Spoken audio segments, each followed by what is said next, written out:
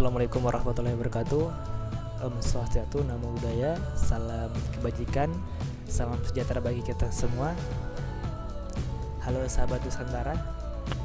Baik, pada kesempatan yang berbahagia ini saya akan menanggapi mengenai kegiatan refleksi kedua.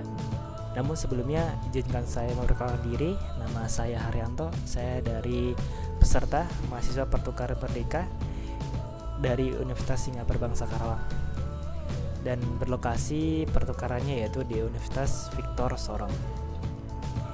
Pada kesempatan ini saya mencoba untuk menanggapi kegiatan yang telah terlaksana. Tentunya kegiatan di refleksi kedua ini membahas atau mengulas mengenai kegiatan-kegiatan kita yang telah dilakukan sebelumnya.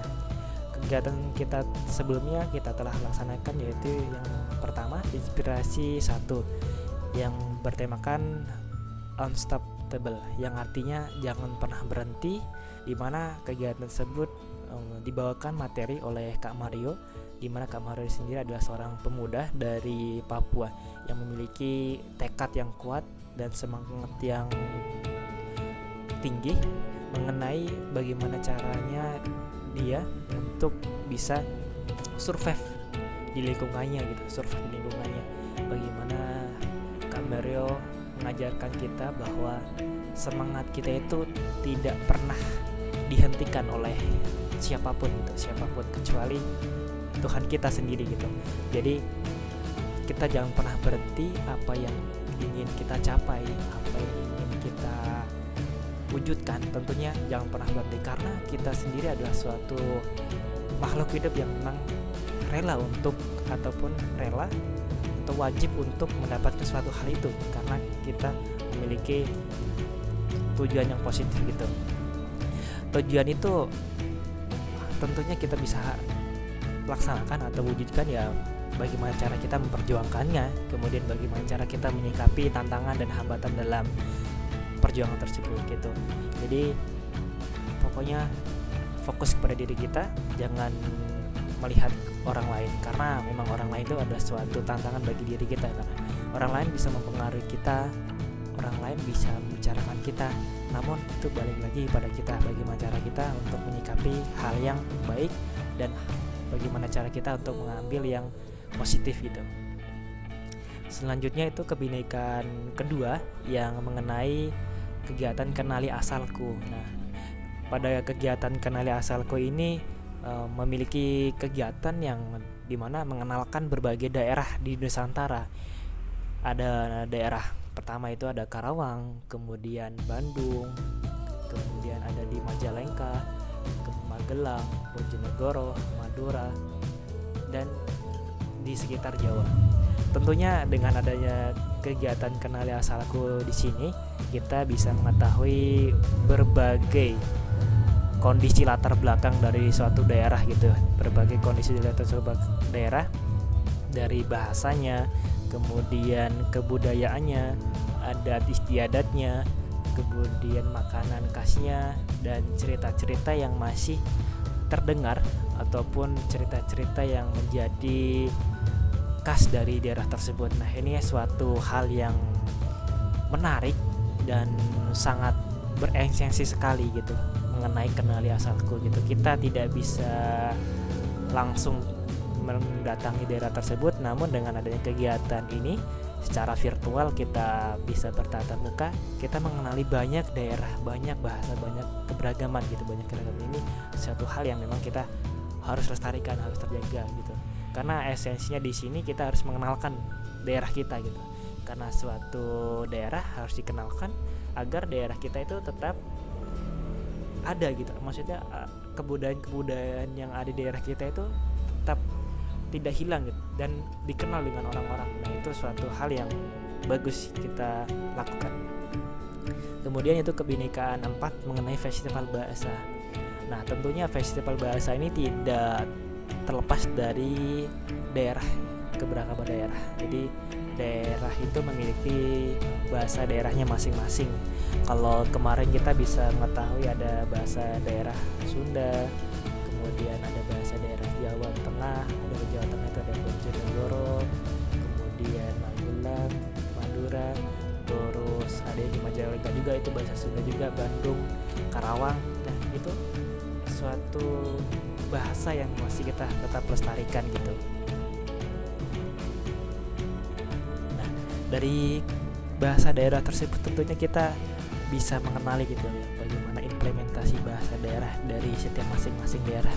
Ada yang Sunda, Jawa gitu, dari mulai bahasa keseharian, kemudian bahasa dasar, bahasa yang di keluarga, terus angka-angka, kemudian hal-hal yang masih di taraf sedang gitu, masih kita bisa pelajari gitu.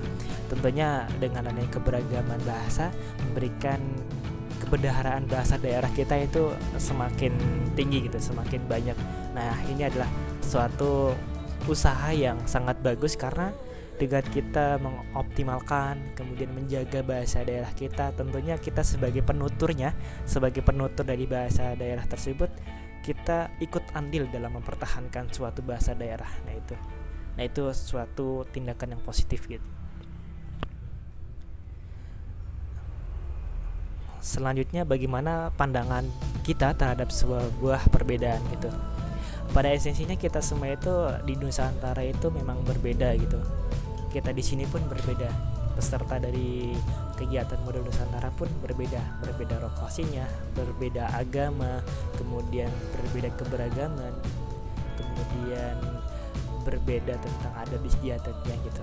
Nah, perbedaan itu tentunya tidak memberikan hal yang negatif gitu ya, hal negatif pada hal tersebut yang kita tadi sebutkan. Namun itu ada suatu ciri khas bahwa bangsa kita itu bangsa yang berbeda, bangsa yang beragam. Karena Bhinneka Tunggal Ika gitu, Bhinneka Tunggal Ika, kita berbeda-beda tapi kita tetap satu gitu, tetap satu, dan itu adalah suatu semboyan kita yang harus kita lestarikan. Jadi perbedaan tidak memberikan kita negatif, namun memberikan suatu positif perjuangan kita dalam mempertahankan suatu keberagaman. Selanjutnya, bagaimana pandangan kita terhadap suatu kebinekaan? Tentunya puncak dari suatu perbedaan itu adalah kebinekaan. Bagaimana cara kita menyikapi, bagaimana kita mentoleransi tentang keberagaman yang ada di Nusantara. Nah, itu hal yang positif yang harus kita jaga gitu, harus kita jaga. Yaitu kebinekaan yang intinya kita harus bisa toleransi, bagaimana cara kita mentoleransi dari masyarakat kita, kebudayaan kita, terus orang-orang yang jauh di luar perbedaan kita. Itu hal yang harus kita toleransi, karena puncak dari kebinekaan adalah kita bisa bagaimana cara kita mentoleransi hal-hal yang ada di lingkungan kita gitu.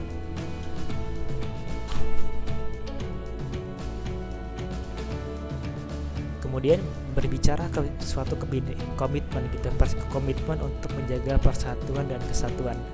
Nah, tentunya setelah kita tadi mengenal atau mendapatkan wawasan mengenai kegiatan 1-3 tadi yang kita telah bahas, tentunya itu memberikan kita bahwa persatuan dan kesatuan itu penting gitu, penting bagi diri kita, bagi bangsa kita, bagi negara kita gitu. Karena kita sendiri di sini bersatu untuk membuktikan bahwa perbedaan keberagaman itu tidak menjadi hal negatif gitu, tidak menjadi hal negatif, namun itu adalah suatu hal yang bagus dan suatu hal yang memang kita harus pertahankan. Ataupun perlu teman-teman ketahui bahwa negara kita itu terbentuk bukan karena hanya satu aja gitu, namun berbagai kebinekaan, berbagai suku dari Sabang sampai Merauke itu berbeda-beda gitu, berbeda-beda. Nah, berbeda itu tersebut memberikan persatuan dan kesatuan kita, karena semangat adanya perbedaan dengan satu sama lain itu memberikan tambahan semangat, tambahan suatu motivasi bagi diri kita untuk selalu menjaga apa yang kita dapatkan saat ini, sehingga dengan adanya yang kita dapatkan saat ini, yang masih ada saat ini, kita harus mencoba untuk melestarikan dan harus mengenalkan, karena sebagai agen perubahan kita harus bisa memberikan yang terbaik bagi bangsa dan negara kita, khususnya daerah kita. Mungkin tanggapan tersebut cukup untuk kegiatan refleksi kedua kali ini. Mungkin ada banyak kata salah, saya mohon maaf yang setulusnya. Dari saya, wassalamualaikum warahmatullahi wabarakatuh. Salam Nusantara.